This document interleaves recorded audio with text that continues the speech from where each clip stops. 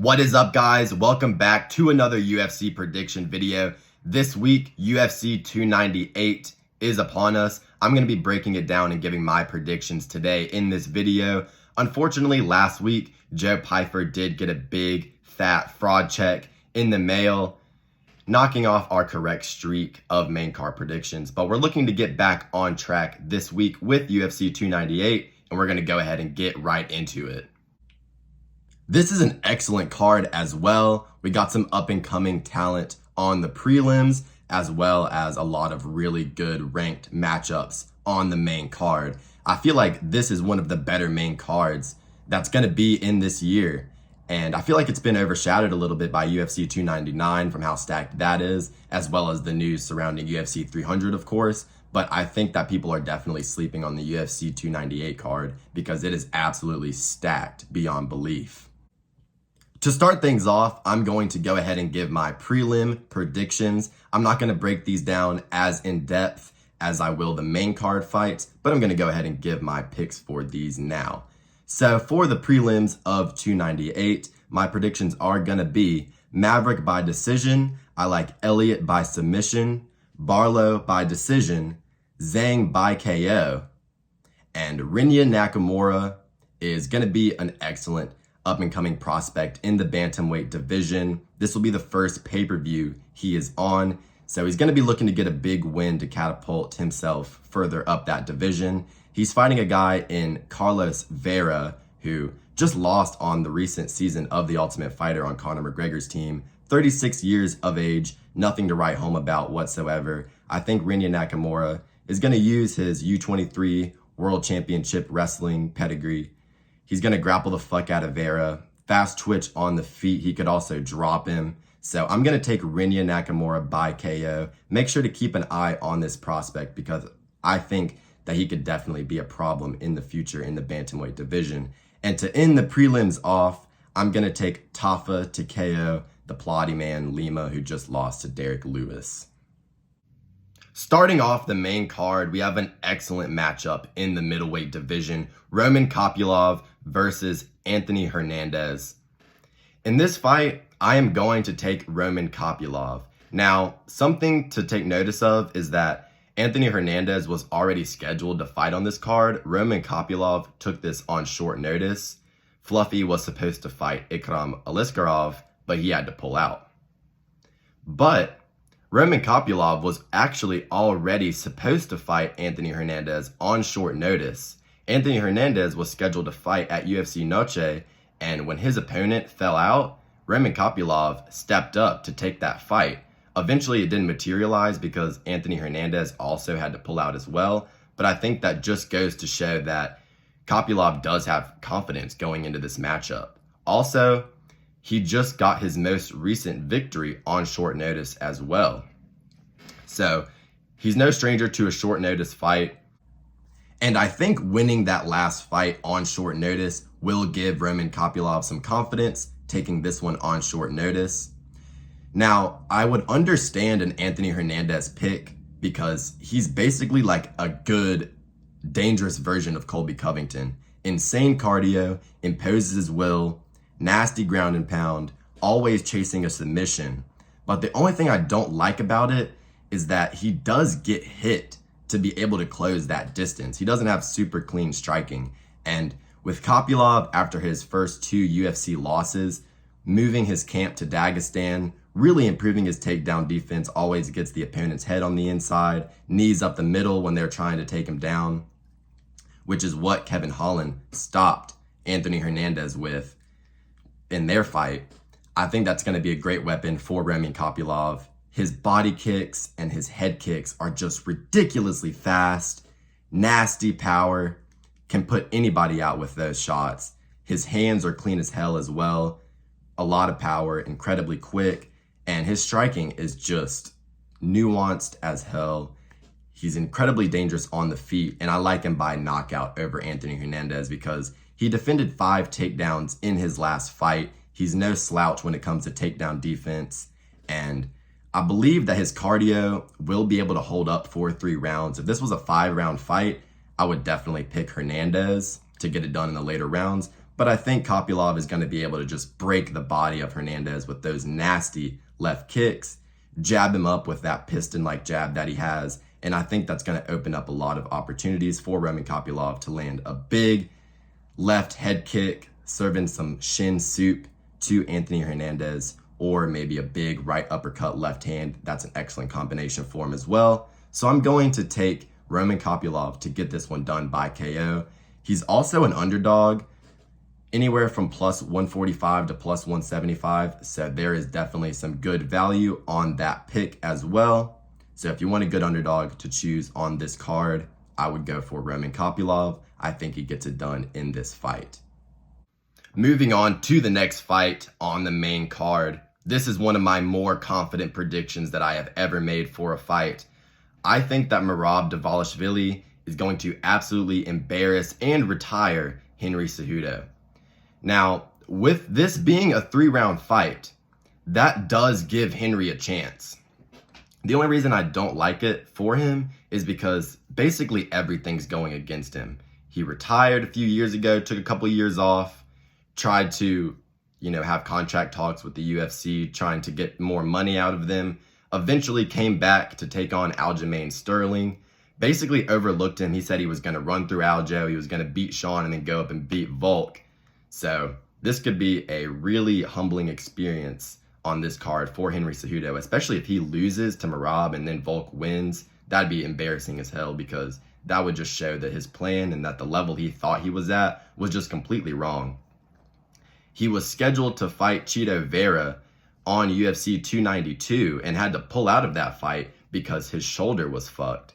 You could even see this on one of his YouTube videos where he was describing Yair Rodriguez's hammer fist from bottom position. He was literally just doing a demonstration of it on camera. I'll try and put that on the screen now. Like, he goes this way and then he's throwing elbows. Ooh, I just hurt my shoulder. But he literally was like, my shoulder.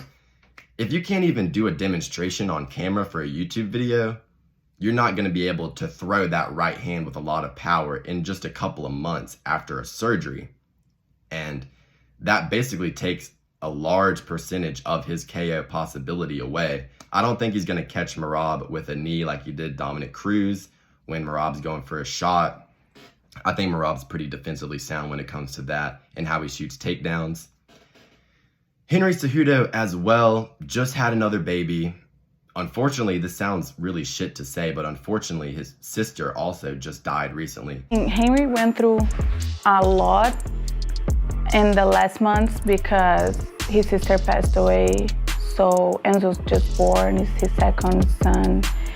So it's hard for him. So you got to take all these factors into consideration about how it's affecting him leading into this fight. He's kind of 1 foot in, 1 foot out. Should I retire? Should I stay in the game? He might just be doing it for money at this point. Merab Dvalishvili doesn't give a fuck about anything except for MMA. No wife, no kids, no YouTube channel. Just pure aggression, pure hunger in the cage. After what he did to Peter Yan, I do not understand how anybody could possibly pick against Merab. His cardio is just on a different level. He's definitely on top tier EPO. He can go all day. I don't think Henry Cejudo is going to be able to use that Olympic gold medal to any type of extent to save himself against Merab, because Merab doesn't care if he misses the takedown. He'll miss 50, 60 takedowns in a fight and just hold you against the cage and knee you in the thigh. And also Merab is going to have a frame advantage over Cejudo. So I think basically everything is just going in Merab's favor. Something to take note of though is Henry Cejudo did just fire his coach on the UFC Countdown show, Coach Eric, that he's been with for a long time, basically his entire relevant UFC career. And just briefly after that, we saw Merab with Coach Eric. With us, and now he's gonna teach how to beat Henry Cejudo. Now, this could be an absolute genius play from Cejudo if he purposely plants like that rat in the camp of Merab to be able to learn the game plan, and then right before the fight, Coach Eric comes back, tells Henry everything that he saw.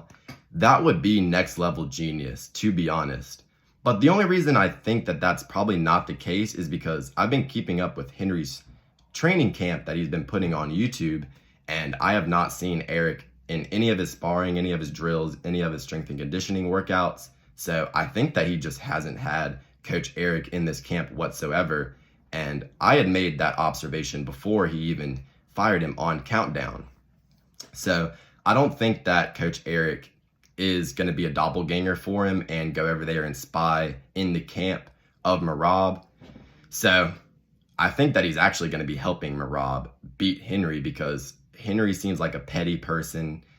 I don't know why he would turn on his coach that he's had his entire life. And Coach Eric might be a little salty and trying to get back at him by giving Merab some game plan tips.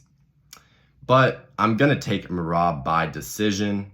He's just hungrier, more momentum. Henry Cejudo is like 37 years of age now, so I think all of the factors are in Merab's favor. So we'll have to see how this fight goes. If Henry Cejudo pulls this one off, I think it'll be good for the bantamweight division. Sean O'Malley would definitely love that matchup. But just with all this stuff piling against Henry Cejudo, I have to take Merab here, and I like him by decision. We move on to the next fight on the main card, Ian Garry versus Jeff Neal. Of course, everybody knows about the drama and all the memes surrounding Ian Garry.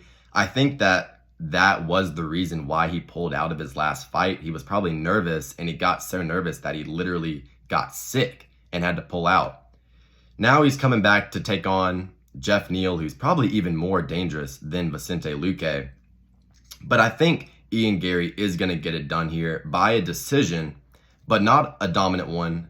A pretty close 29-28, hard-fought, nervous decision, because even though he does have excellent leg kicks, excellent striking, good distance management, if you look at this guy hitting pads, I saw a video of him drilling with Liam Harrison, the Muay Thai champion, looked clean as fuck. Excellent striking, good knees and elbows. But he is vegan, and his physicality and his muscle tone is definitely just falling off a cliff ever since he's been on that diet. He looks a lot flabbier and less shredded than he did when he first got into the UFC.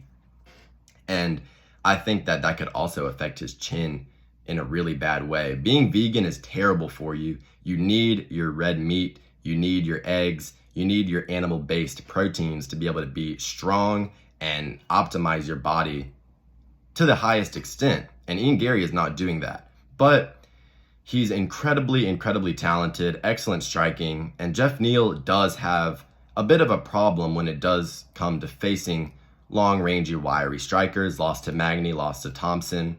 Shavkat had success with him on the feet. Of course, Shavkat had that grappling threat as well, but it was a pretty similar fight on the feet in terms of having to fight a long-rangey guy. Jeff Neal definitely has the ability to chin Ian Garry. Ian Garry definitely has shown in the past that he does get hit, but the only thing I don't like about picking Jeff Neal in this fight, he does get frustrated a little bit when he is losing and he's on the end of these long-rangey shots and can't get into boxing range. We saw this in the Vicente Luque fight, even though Jeff Neal did dominate and finish him brutally at the end, gave Luque a brain hemorrhage.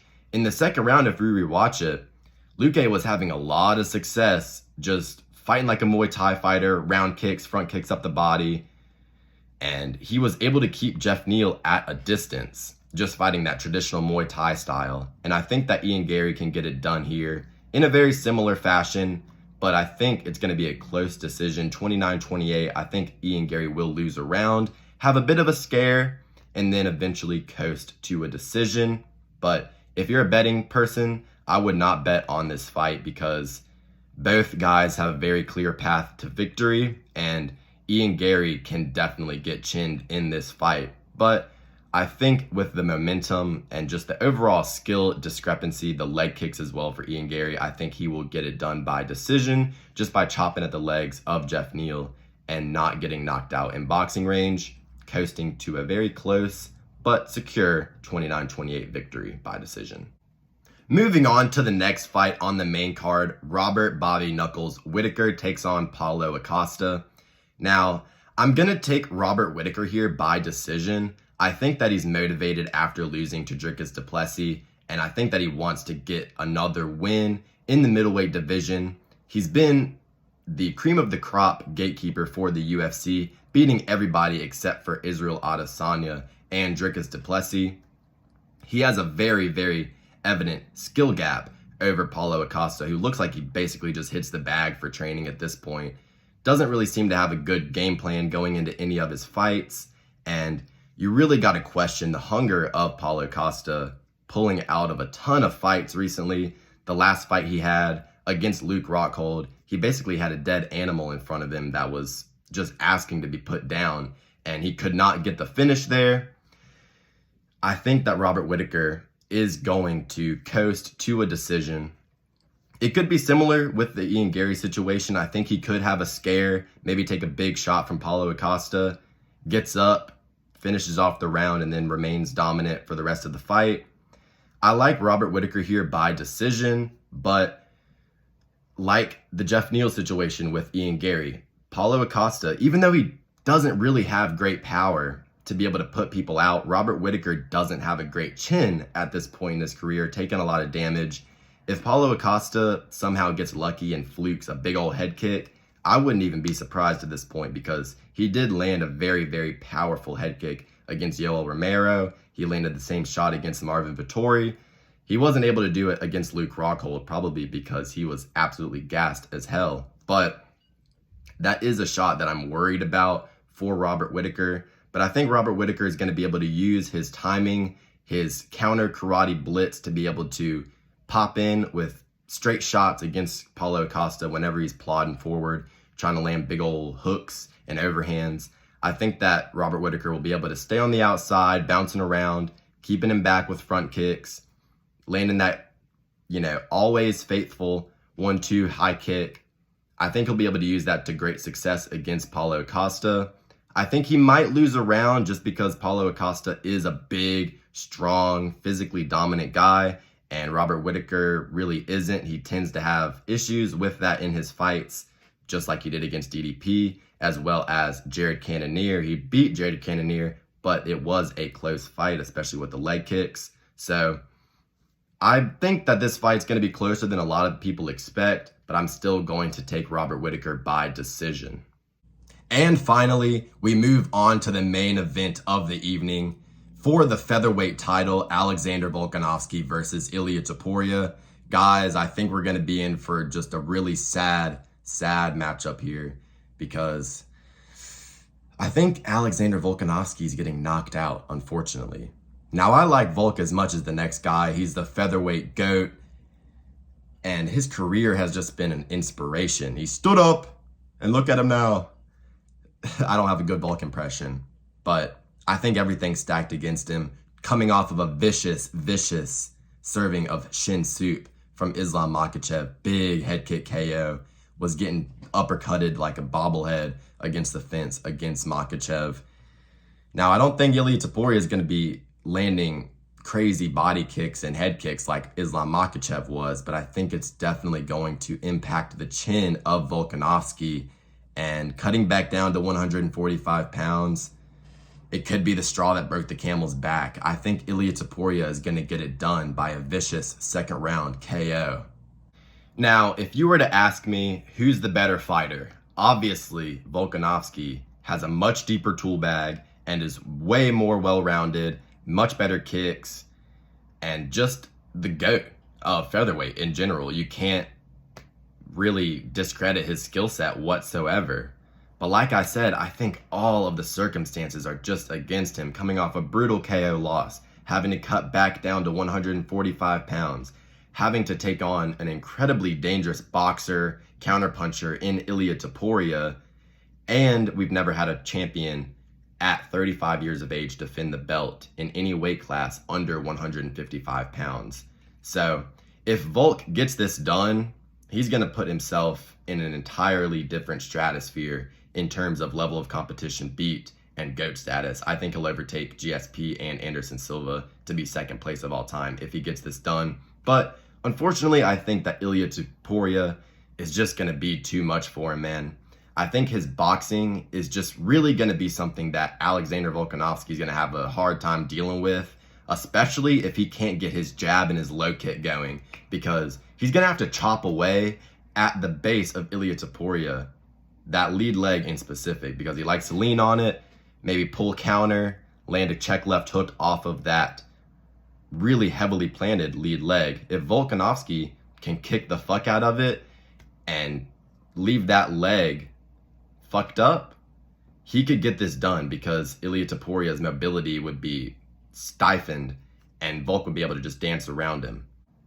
And whenever Volk has not had success on the feet, he's always been able to rely on level changing and really utilizing his top control and ground and pound on his opponents, just like against Yair Rodriguez, and he had a lot of success against Brian Ortega as well from top position. But I think with Ilia Topuria being the same stature, having excellent grappling in his own right, I think he's going to be able to prevent Volk from getting that takedown, and I think we're going to mostly have a stand-up battle on our hands. And in terms of jiu-jitsu, Ilia Topuria did start out as predominantly a grappler in his career. He has excellent submissions as well, so I think he will be able to defend anything that Volk tries to go for in that regard. And I know Volk he trains specifics, you know? Volk, he has a very specific game plan in mind. Working with guys like Paul Craig, you already know he might have a trick up his sleeve. But I think the confidence and the stature of Ilia Topuria, as well as his grappling, just overall being able to nullify Alexander Volkanovski's offensive grappling, will be huge for him in this fight. I see it mostly taking place on the feet, which it will be pretty even, and we'll have to see how that goes. But I think that Volkanovski's takedowns won't really be there for him to save him in this fight.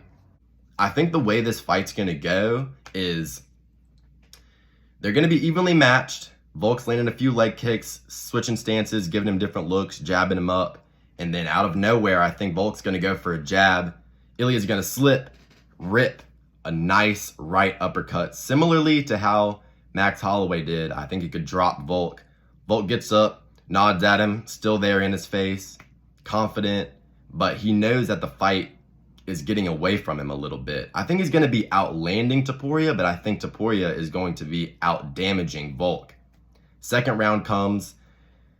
It probably wouldn't be a 10-8 for Topuria, but I think Topuria could win the first round just off of a big shot, maybe dropping Volk. Volk gets back into it a little bit. He's starting to have momentum, leg kicking Topuria, landing the jab, having some success. But I think Volk is going to be behind the black line of the octagon for the most part. And when Ilia Topuria gets someone against the fence, he is an absolute menace. And I think that the game changer for Topuria will be the body shots, because Volk hasn't really faced anybody that's at his stature. So he's never really had to worry about the body shots, especially in the boxing range. But if Topuria can time some counters off of the jab, off of the stance switch to be able to land to the body of Volk, that could slow him down, get his hands down to be able to land a big overhand, a big check hook on Volk upstairs to the chin. And I think that that could just knock him out, because I think that Volk's chin, unfortunately, is going to be compromised after cutting back down to 145 pounds and after getting knocked out against Islam Makhachev. So I think Ilia Topuria will win the first round with a big damaging shot after Volk is trying to get his momentum into it. And then he's going to eventually pin Volk against the fence, land some body shots that slow Volk down. Volk's hands are going to come down, and then Volk's going to start getting nervous. He's going to realize the situation that he's in, and I think he's going to start to panic. He's really trying to hold on to that featherweight belt after his 2 losses to Islam Makhachev. I think he's going to get worried, kind of start to panic and overthrow, be a little too aggressive. And when you're too aggressive against Topuria, a big uppercut, a big overhand right, a nice crispy left hook, check hook, could catch Volk on the chin. And that's how I see this fight going. I think that Ilia Topuria gets it done in round 2, and I think we have a new featherweight champion on our hands. Thank you guys for watching the video. Let me know who you guys got on this card, your picks for 298 in the comments section, and have a great rest of your day.